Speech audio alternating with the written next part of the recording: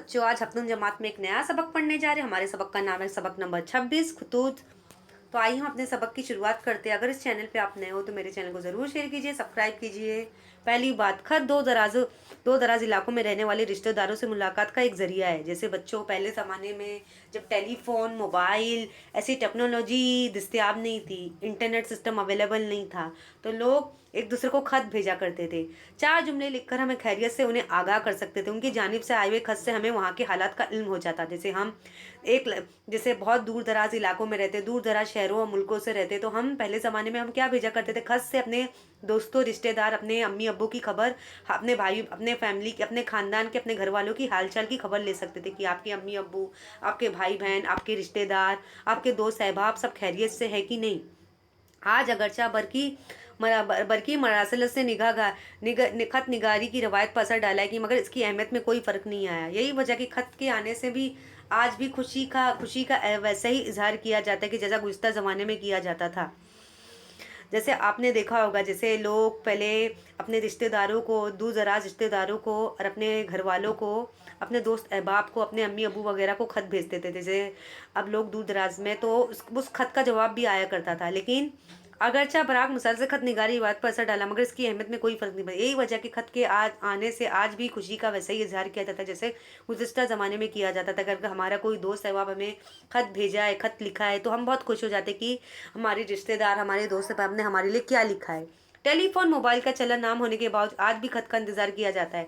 लेकिन आज के ज़माने में टेलीफोन, मोबाइल, इंटरनेट ऐसी टेक्नोलॉजी तो दस्तियाब है, लेकिन आज भी हम खत का लोग आज भी खत का इंतज़ार करते हैं। खत निगारी का चलन पहले ज़माने में इतना था कि उसने एक फ़न की सूरत इख्तियार कर ली थी। खत निगारी का ज़माना जैसे पुराने ज़माने में इतना हुआ करता था, बहुत ज़माने में, सदियों में, 100 साल पहले, कि लोग मतलब कबूतर के गले में जो खत खत बांध के, चिट्ठी बांध के उसे गले में लटकाते थे, या परिंदे के ज़रिए ये हम एक दूसरे को खत भेजाया करते थे।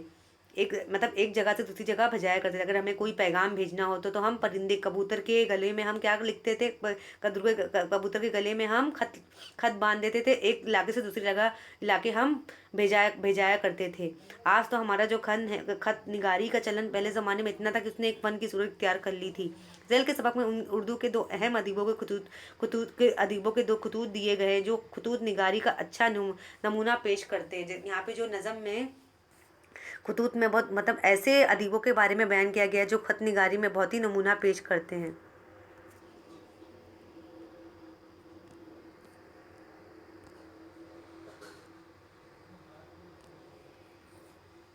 जान पहचान, डिप्टी नज़ीर अहमद सर सैयद के साथियों में से थे।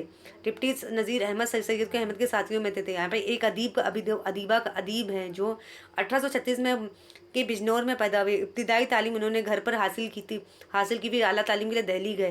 वो पहले मदरसा में महकमा तालीमात में डिप्टी इंस्पेक्टर हुए। जैसे उन्होंने अपनी इब्तिदाई तालीम घर में हासिल की, आला तालीम उन्होंने दिल्ली में किए, फिर पहले मदरस में महकमा तालीम में डिप्टी इंस्पेक्टर हुए। उन्होंने हिंदुस्तानी कानून का तर्जुमा किया। उस वक्त के गवर्नर ने खुशी होकर उन्हें डिप्टी कलेक्टर बना दिया। जैसे हिंदुस्तानी कानून का उन्होंने तर्जुमा किया, वहाँ के उस गवर्नर ने उन्हें खुशी में उन्हें डिप्टी कलेक्टर बना दिया। नज़ीर अहमद उर्दू के पहले नावल निगार कहलाते हैं, और अपने नावलों में उन्होंने हिंदुस्तानी मुसलमानों के मुआशरे की इस्लाह पर खूब लिखा है। वो औरतों की तालीम के बहुत हामी थे। औरतों की तालीम के बहुत हामी थे कि औरतों को बहुत ज़्यादा तालीम दी जाए।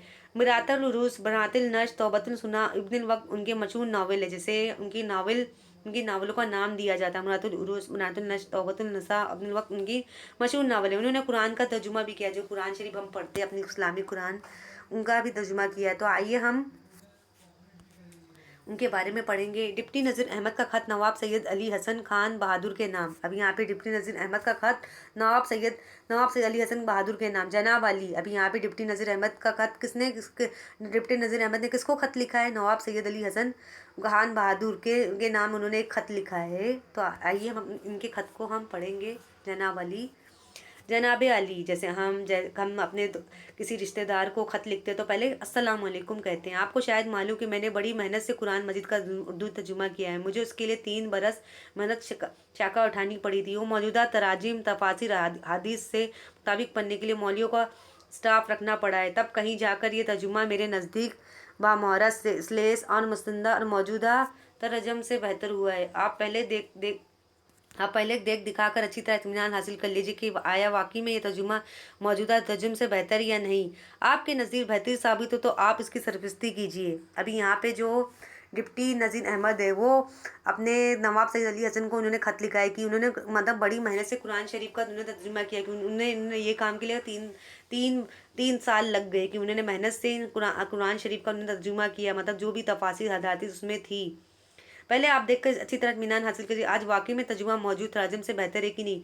आपके नज़दीक बेहतर साबित हो तो आपकी सरपरस्ती कीजिए, क्योंकि इसकी इशायत में मदद देना गोया अगराज रिसालत की तकमील करना, बल्कि अगर आप कर सके तो इस तर्जुमे की कैफियत को सरकार की गुजारिश करवा दें। इनसे सरपस्ती की तहकीक फरमाएं। तर्जुमा के हजम असवादे खत छापे से आपको मालूम हो जाएगा कीमत जो करार दी गई है इसमें कोई ज़ाती मफाद मिज़न नहीं है। मेरिट में आपसे तफसीली मुलाकात ना होने का अफसोस बाकी रहेगा। तर्जुमा तो हिदतिया आपकी खिदमत में रवाना किया गया है। फ़कत खाकसा नज़ीर अहमद। अभी यहाँ पे आपने देखा कि डिप्टी नज़ीर अहमद अपने अपने नवाब सैयद अली हसन को ख़त लिखा है, बहादुर का खान को सैयद अली हसन बहादुर को लिखा है कि मैंने कुरान शरीफ का तर्जुमा किया है और इस काम के मुझे 3 बरस लग गए। मैंने मेहनत मुशक्क़त बहुत ही मेहनत की कि मैं कुरान शरीफ का तर्जुमा कर सकूँ। आप लेकिन मेरे ही इस काम को देख लीजिए कि मेरे काम में कोई गलती खामी तो नहीं आ गई है, क्योंकि इसका जो हदिया है मुझे इतना बहुत ही मतलब इसकी मुझे हदिये की तो वो नहीं है, सरपस्ती नहीं है, मुझे इसकी वो नहीं है कि आप को कीमत जो करार दी गई, मतलब जो कुरान शरीफ का तर्जुमा करते तो उन्हें उसका पैसा दिया जाता है कि ज़्यादा चार्ज तो नहीं की जाती है। तो उन्होंने एक खत कब लिखा 8 जनवरी 1897 को अपने अपने मतलब जो भी उनके दोस्त अहबाब थे खाकसा मतलब उनके 2 दोस्त अहबाब थे जो नवाब सैयद अली हसन नवाब सैयद अली हसन खान बहादुर ने अपने मतलब ये डिप्टी नज़ीर अहमद ने उन्होंने किसको ख़त लिखा है, नवाब सैयद अली हसन खान बहादुर को लिखा है। तो उन्होंने आखिर में अपना नाम खाकसा नज़ीर अहमद लिखा है कि उन्होंने बड़ी मेहनत से उन्होंने कुरान शरीफ का तर्जुमा किया। फिर बाद में उन्होंने वो चाहते कि आप मेरी जो मेरा तर्जुमा को आप पढ़िए, मेरे काम को देखिए कि मेरे काम में कोई गलती तो नहीं हो गई है। अब मैं जानता हूँ कि आप मेरे काम को देखिए, क्योंकि इसकी जो आपको मालूम हो जाएगा कि जो जो कीमत करार दी गई इसमें कोई ज़ाती मामला मुजर तो नहीं है। मतलब मेरिट में आपसे तफसीलात मुलाकात होने का अफसोस बाकी रहा। जैसे मेरिट में आपसे मेरी ख्वाहिश थी कि आपसे मेरी मुलाकात हो, लेकिन मुझे आपसे मुलाकात का कोई मौका नहीं मिला। तर्जुमा तो हिदायत आपकी खिदमत में रवाना होगा, तर्जुमा तो हिदायतिया आपकी खिदमत में रवाना होगा। अकबर इलाहाबादी का ख़त मौलवी बशीर अहमदुद्दीन साहब अपने इब्ने डिप्टी नज़ीर अहमद के नाम। अभी यहाँ पे जो अकबर इलाहाबादी है उन्होंने किसको ख़त लिखा है, मौलवी बशीरुद्दीन साहब इब्ने डिप्टी नज़ीर अहमद के नाम। आइए हम इनके ख़त को पढ़ते हैं। जनाब एडिटर साहब, जनाब मौलवी नज़ीर अहमद साहब दहलवी ने कुरान मजीद का जो मुहावरा उर्दू तर्जुमा शाया किया वो हकीकत मौलवी साहब को जज़ाए खैर अता फरमाए।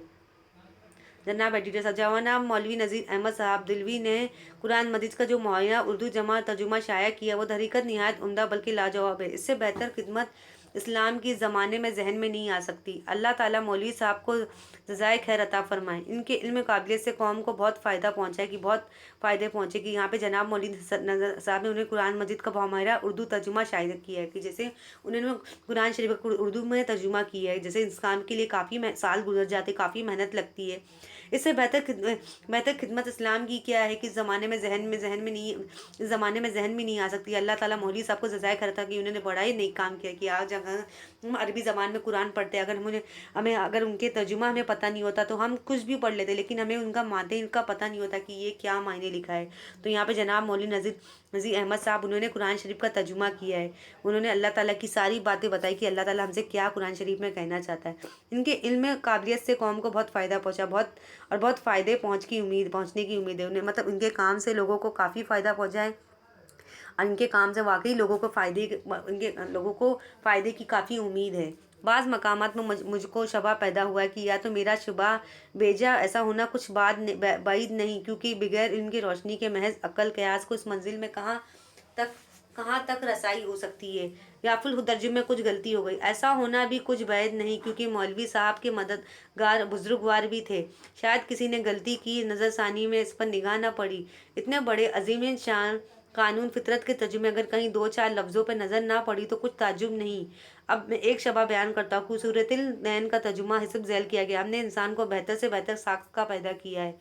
फिर हम उसको बूढ़ा करके कमतर से कमतर मखलूक दर्जे में लौटाए लाएंगे। अब यहाँ पे उन्होंने क्या तर्जुमा किया अकबर इलाहाबादी ने कि उन्होंने कुरान शरीफ का तर्जुमा किया, लेकिन मुझे इस काम में काफ़ी मेहनत लग गई कि मेरे तर्जुमे में कोई गलती ना हो जाए। लेकिन ऐसे दो चार मैंने जुमले पढ़े कि जो चार ऐसे लफ्ज़ मैंने पढ़े कि जो सूरतुल तैन का तर्जुमा हमने इंसान को बेहतर से बेहतर साख में, मतलब इंसान को बेहतर। लेकिन अब जैसे इंसान एक बच्चा पैदा होता है, फिर वो बालिग होता है, बालिग से आदमी बनता है, फिर बूढ़े की तरफ आ जाता है। जैसे बूढ़ा होके एक बूढ़ा इंसान कैसे कमज़ोर हो जाता है। ब्रैकेट में जो अल्फाज तोज़ी के लिए बढ़ाए गए हैं उसको सेहत में मुझको शबा कहते हैं, मुझको शबा है। दरहकीकत तर्जुमा गलत नहीं, माने में शायद गलती हुई है। अगर मेरा ख्याल सही तस्लीम किया जाए तो आइंदा एडिशन भी इसकी सलाह की जाए। यहाँ पे जो अकबर इलाहाबादी वो क्या कहना चाहते हैं कि अगर मेरे तर्जुमे में, मेरे एडिशन में कोई गलती होगी तो आप मेरी गलतियाँ, मेरी खामियों को बताइए।